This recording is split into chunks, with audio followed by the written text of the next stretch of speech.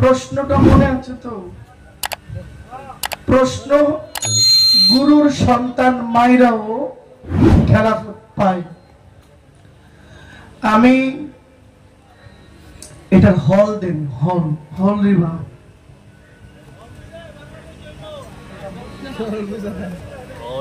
Harmonium তো বন্ধ করে দিছে।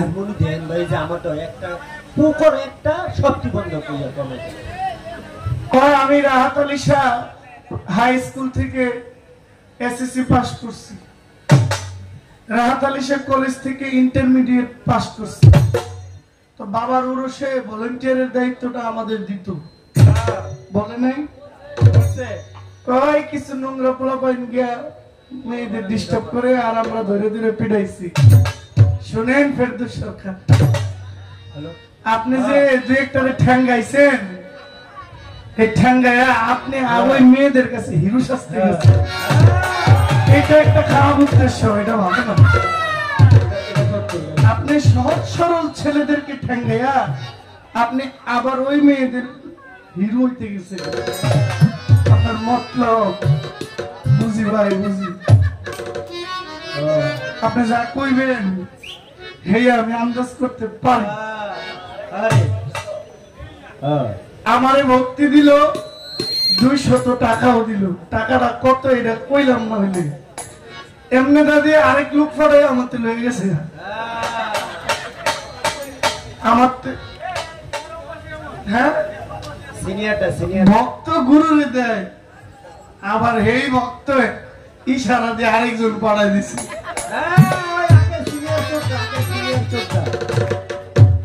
শুনেন,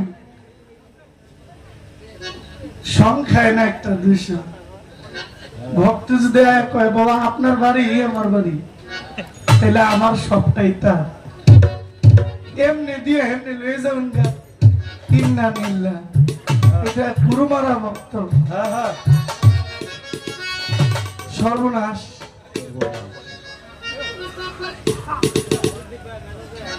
একটা গান গাই, এরপরে কিছু কথা।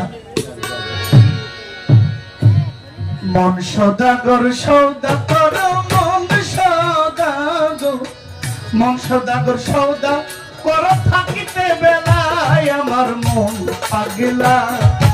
দিন ফুরাইলে ভাঙ্গা যাইব এই রঙের মেলা, আমার মন পাগলা। দিন ফুরাইলে ভাঙ্গা যাইব এই রঙের মেলা। মন সদাগর সৌদা কর, মন সদাগর, মন সদাগর সৌদা কর, থাকিতে বেলা আমার মন পাগলা। দিন ফুরাইলে ভাঙ্গা যাইব এই রঙের মেলা, আমার মন পাগলা।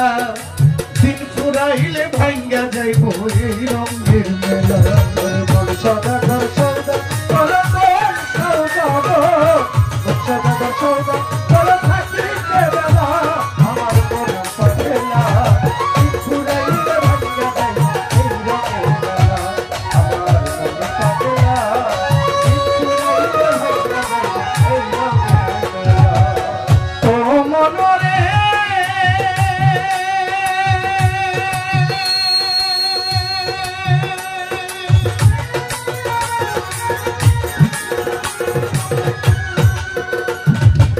বাঁশি বন্ধ, হারমোনিয়াম কমে গেছে, আমার কপাল পুড়ছি।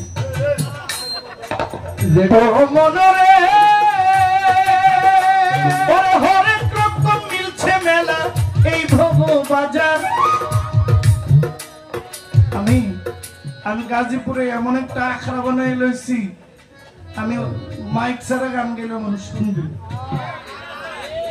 বিশেষ করে গাজীপুরে এটা শুরুটা হয়েছে উমরচন্দ্রের বাড়ির থেকে। গাজীপুরে এমন একটা আখড়া আমি বানাইছি, আমি আইসক্রিম বিক্রেতার মাইক দিয়ে গান গেলে মানুষ শুনবে। তবে আপনার মালামাল ভালো, একটু ভুল আছে পরিচালনা। শিল্পী বান্ধব হইতে হবে, শিল্পী বান্ধব হইলে তখন আপনার সুনাম্বারে ওই গায়কটাও মন খুইলা এক দুই কথা বলতে পারে। হরেক রকম মিলছে মেলা এই বাজার এই ভব বাজার কত কি তামাশা আইলো দেখিতে বাহার রং বেরঙ্গের পুতুল নাচাই রঙের পুতুলওয়ালা রং বেরঙ্গের পুতুল নাচাই রঙের পুতুলওয়ালা পরে রঙের পুতুলওয়ালা কেউ করে দর কষাকষি কেউ করে হায়রে কেউ করে দর কষাকষি কেউ খোলা মেলায় আমার মন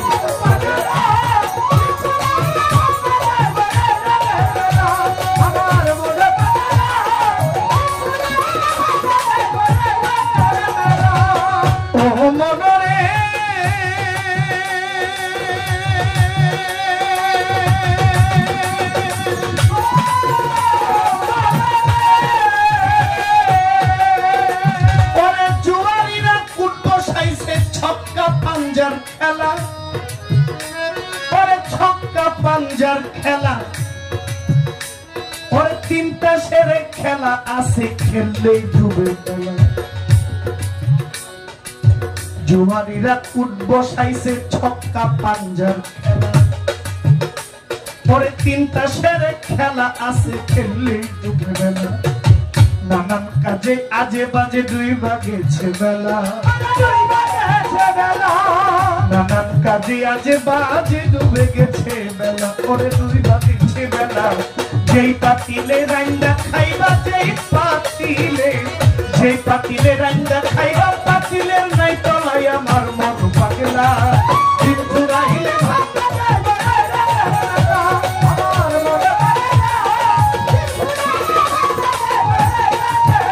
আমার শাহজাহান পাগলা দিন ঘুরাইলে ভাইয়া যাইব আমার উমর পাগলা আমার মামা পাগলা দিন ঘুরাইলে ভাইয়া যাইব এই রঙের বেলা আমার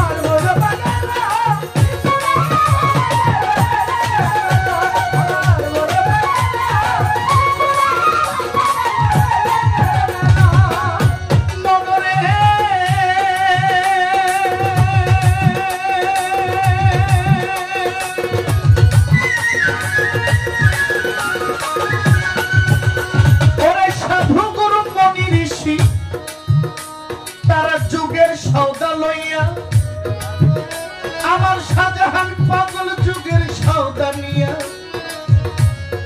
ওরে বেচা কিনা করে সাধু গাছতলায় বসিয়া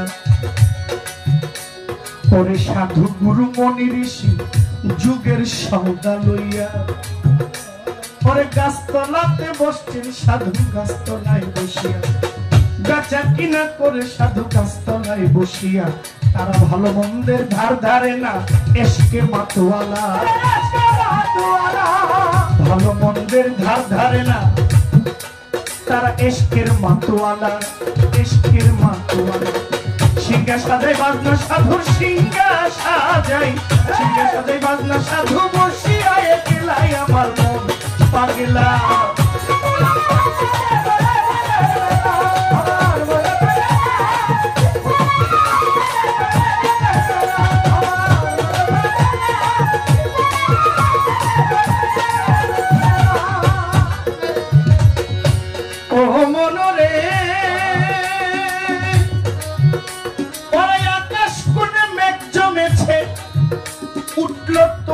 ভীষণ ভারী পরে উঠল ভীষণ ঝরি পরে পথে নামো খেলা ছেড়ে ঘাটে বান্ধা তুমি আকাশ কোণে মেঘ জমেছে পরে উঠল ভীষণ ঝরি পরে পথে নামলো ভাঙ্গা খেলে ভাটে বান্ধা তুমি তুমি বাটার কেবা তোমার কার লাগিয়া কান্দ তুমি বাটার কেবা তোমার কার লাগিয়া কান্দ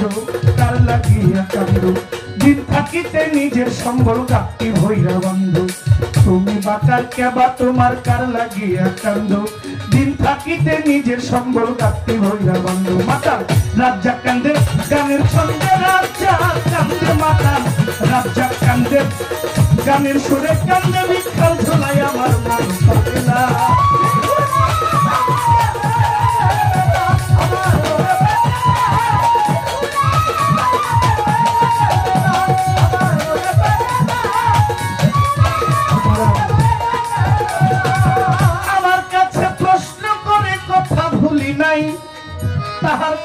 জবাব আমি এখন দিতে চাই। আপনাদের চরণে আমার ভক্তিও জানাই। এই রাত অবধি যারা আছেন আমাদের সঙ্গে, আমাদের আনন্দের সীমা নাই। আমি কিন্তু গুরু না, ক্ষমা গেলাম চাইয়া। আজকের গুরু শাহজাহান পাগল আমি দেই জানাইয়া। একজন গুরু শাহজাহান পাগল সবাইকে জানাই। আর গুরু আপনারা মশাই আমি জানাইতে চাই, আমি একটা নাদান মানুষ, ভুলের সীমা নাই। কি গাইবই আমি গুরুর গান আমি বলতে চাই।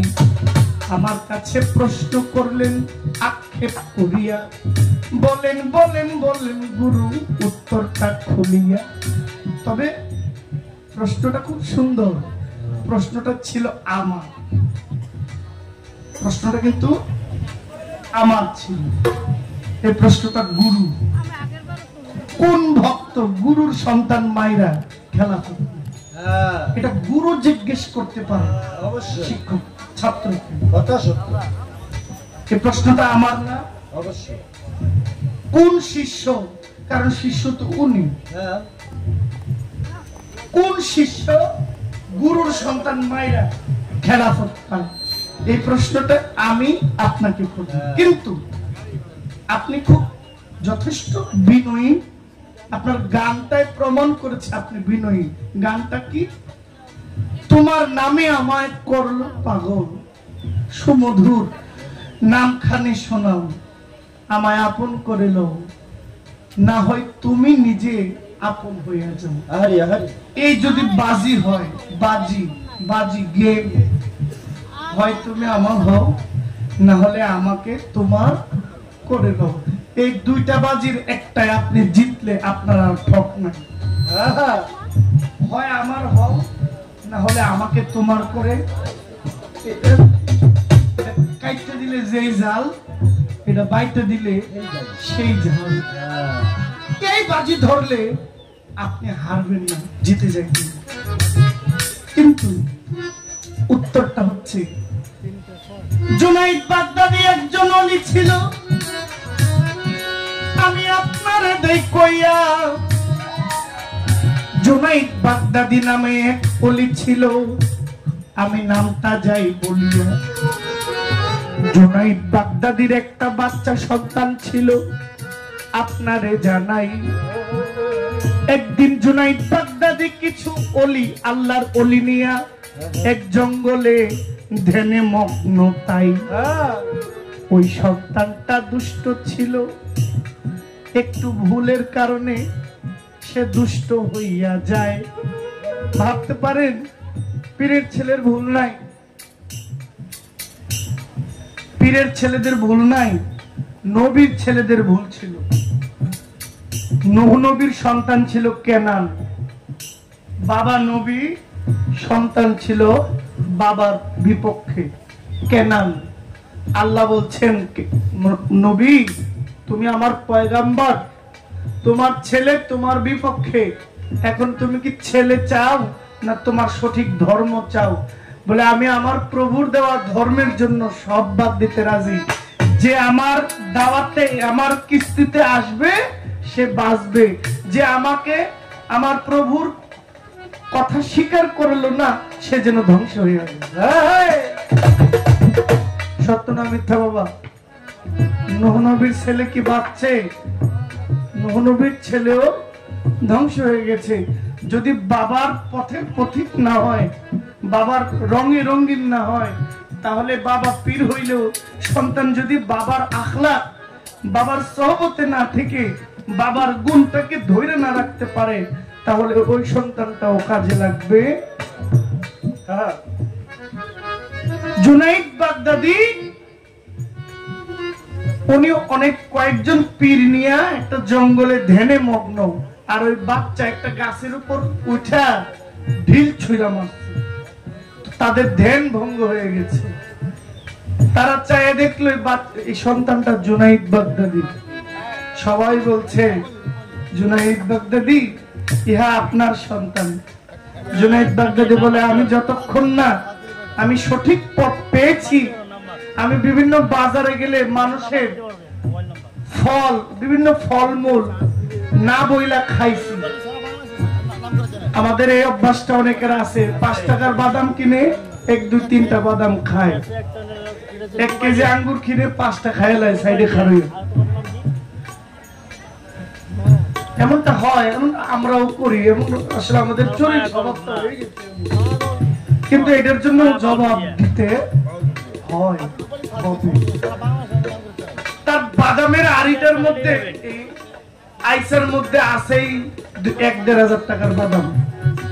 এটা বেচলে তার 300 থেকে 400 নাইলে 500 টাকা প্রফিট হবে।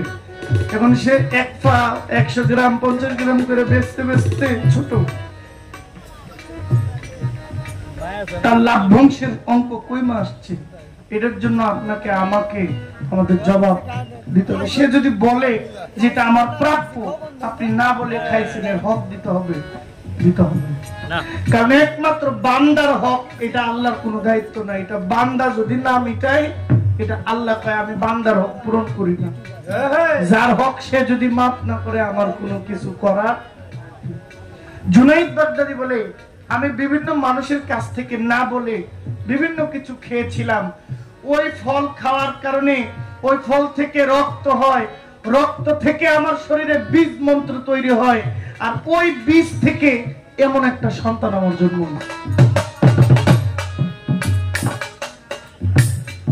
একদিন ইব্রাহিম আদম বাবা জুনাইদ বাগদাদির দরবারে আসে।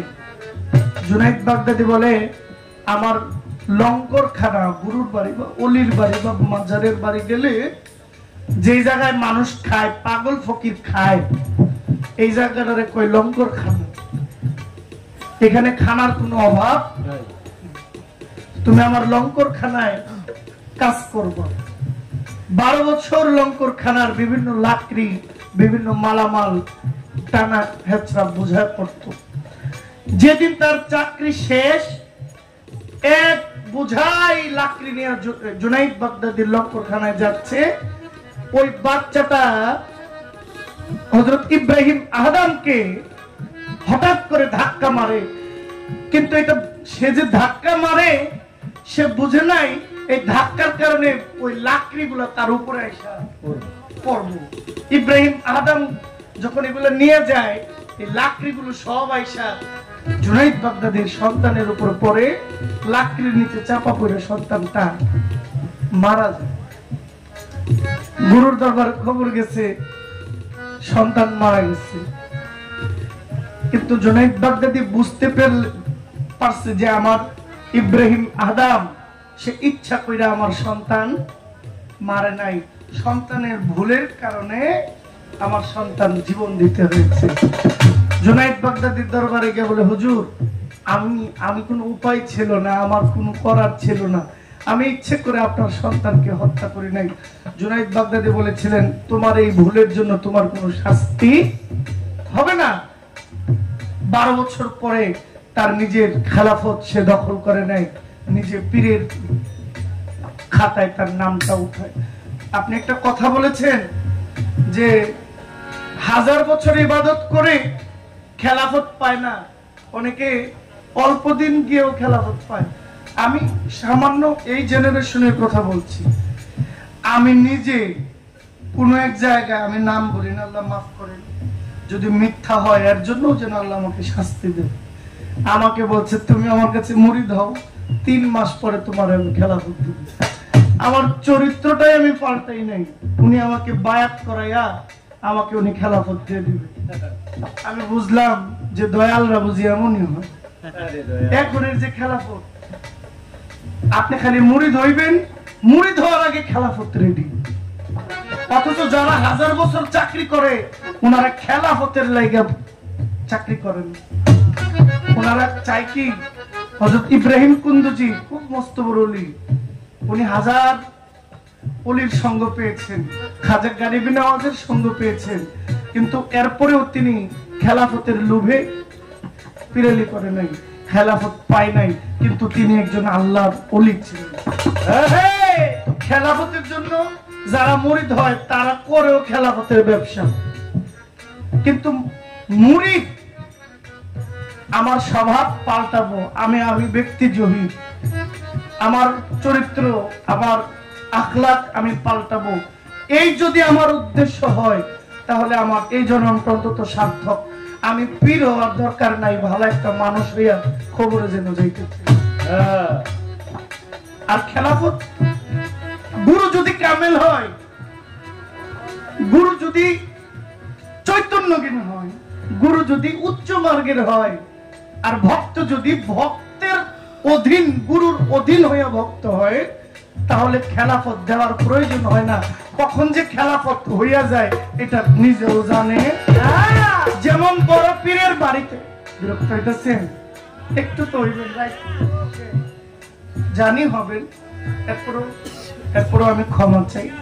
গৌসে পাক হুজুর গাউসুল আজমের বাড়িতে এক ভক্ত চাকরি করত প্রায় অনেক বছর, যুগের পর যুগ। সে হুজুর গাউসুল আজম বড় পীর আব্দুল কাদের জিলানী রহমতুল্লাহ আলাইহি ওনার বাড়িতে চাকরি করে। এখন বড় পীরের বাড়িতে সুর গেছিল, হীরা চূড়া, সে গিয়া আউলিয়া হয়ে গেছে। আরো যারা ভক্ত যায়, বছর বছর 1.5-2 বছর পরে যায়, তারাও পীর হইয়া মাস্টার হইয়া বাইরে হইয়া যায়। যে 12 বছর চাকরি করতেছে তার আর কোনো খবর হ্যাঁ কয়, আমার পরে যারা আইতাছে তারা নিজেরা পীর হয়ে গেছে, তারা নিজেরা আল্লাহওয়ালা হয়ে বের হয়ে গেছে। আমি কেন এখনো 12 বছর যুগের পর যুগ আমি ওনার বাড়ি গোলামি করি? একদিন কয়, যা, এই বাড়ির গোলামি করে আমার জীবনটাই গেছে, আমি আর এই বাড়িতে থাকুন না। গেটের বাইরে গিয়ে কই, যেই বাড়ির এত বছর কর্ম কইরা আমার মনে আশা পূরণ হইল না, এই বাড়ি আগুন লাগা পুইরা যায়। গেটের বাইরে গেছে, বড় পীরের বাড়ির উপর দিয়া ধোঁয়া উঠতেছে, হ্যাঁ তো হাঁটতেছে, ভিতরে চিল্লা পাল্লা, আই হাই, বড় পীরের বাড়িতে আগুন লাগছে। বড় পীর ধ্যানে মগ্ন, ভক্তরা গিয়ে ডাকতেছে, হুজুর হুজুর আপনার বাড়িতে আগুন লাগছে। বড় পীর কিছু কয় না, চুপচাপ বসে আছে, কারোর সাথে কথা কয় না। হঠাৎ করে চায় দেখে, ওই যে মনে মনে কইছে, যেই বাড়িতে আমার কিছু হইল না ওই বাড়ি আগুন লাগুক। হয় পিছন দিকে চায় দেখে আগুন লাগতেছে, আমি না একটু আগে কইলাম যে ওনার বাড়ি আগুন লাগুক, তাহলে আমার কথায় আগুন লাগলো? পরীক্ষা করার জন্য হঠাৎ একটা পাখি উড়ে যাইতেছে, এই পাখি তুই পয়রা মইরা যা। হঠাৎ করে পাখিটা পয়রা দম চলে গেছে। ভাই আমার কথায় তাহলে পাখিটা মরে গেল, তাহলে আমার কথায় আগুন লাগবে। আবার এই পাখি তুমি জ্যান্ত হয়ে উড়ে যাও। ওই ব্যক্তির কথায় পাখিটা আবার জ্যান্ত হইয়া উড়ে চলে যায়। সে পিছন দিকে চায় কয়, এই আগুন যদি আমার কথায় লাগে এই আগুন যেন নিভে যায়। বড় পীর কয়, এই আগুন নিবানোর ক্ষমতা তার যে এই আগুনটা লাগাইছে। দৌড়াইয়া পীরের কাছে গিয়ে বলে, হুজুর আমার ভুল হয়েছে, আমাকে আপনি ক্ষমা করুন, আমি বুঝতে পারি নাই যে আমার মুখের কথা এমন হবে, আমি লোভে পইরা আমি এমন একটা ভুল করছি। বড় পীর বলে, পাগল, তোমার মুখের কথায় আগুন লাগে, তোমার মুখের কথায় আগুন নিভে। যার মুখের কথায় পাখি জ্যান্ত হয়, আবার যার মুখের কথায় জ্যান্ত পাখি আসমান থেকে পইরা যায়। আমি খুব সংক্ষিপ্ত করে ছোট করে একটু সারমর্মটা বলছি। সে কি সাধারণ থাকে? ভক্তি দেয় গুরুর চরণে পইরা বলে, আমার এই ভুলের যদি ক্ষমা হয় তাহলে আমার আজীবনের জন্য গোলাম বানায় কবুল করেন। তারপরে কয় নাই যে আপনি আমারে খেলাফত দেন, আমার কথা পাখি।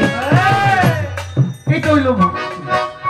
আর আমরা আমাদের পকেট ভারী করার জন্য পীরের কাছে গেলে বলে, আমার ছেলের ভিসা লাগাই দেন, আমার বড় মেয়ের একটা মেয়ে কন্যা দান করেন, একটা ছেলে দেন, আমার ছেলে এসএসসি পাস করব, পরীক্ষা দিব, পাস করায় দেন, ছেলে পুলিশের চাকরিতে যোগ করব, তারে পাস করায় দেন, মেয়ে ইটালি লাইন দিছে, তারে লাইনটা ক্লিয়ার করে দেন। খুব কম লোক আছে দয়াল আপনি আমার মানুষ বানাই দেন। আর যারা মানুষ বানানোর চিন্তা করে তারা পাগল হয়েছে। আমি কারণে সামনে থেকে আর কই না, কর দরকার নাই। যাহার বদন দেখা মাত্র মনে জাগে আনন্দ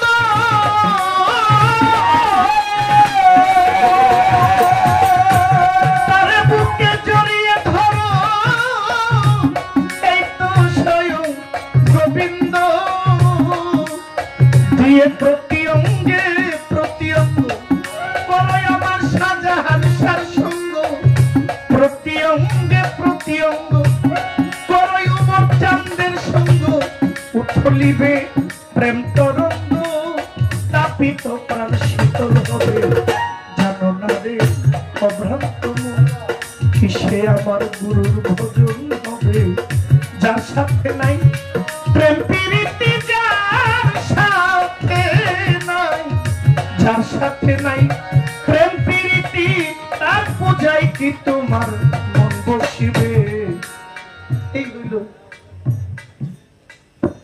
গুরুর নাম শুনলে হাত কপালে উঠে গুরুর নাম শুনলে সব দিয়ে দেয় হযরত উসমান গনি আমার রাসূল এক ভিখারি নবীর কাছে গিয়ে বলছে হুজুর আমি গরিব আমার কিছু দান করেন আমার রাসূল বলছেন আমার উম্মতের মধ্যে আমার খলিফাদের মধ্যে আমার সাহাবাদের মধ্যে সবচেয়ে ধনীকে খুঁজে দেখে হযরত উসমান গনি ধনী বলছে তুমি আমার উসমান গনির কাছে যাও গনি গনি মানে সম্পদের মালিক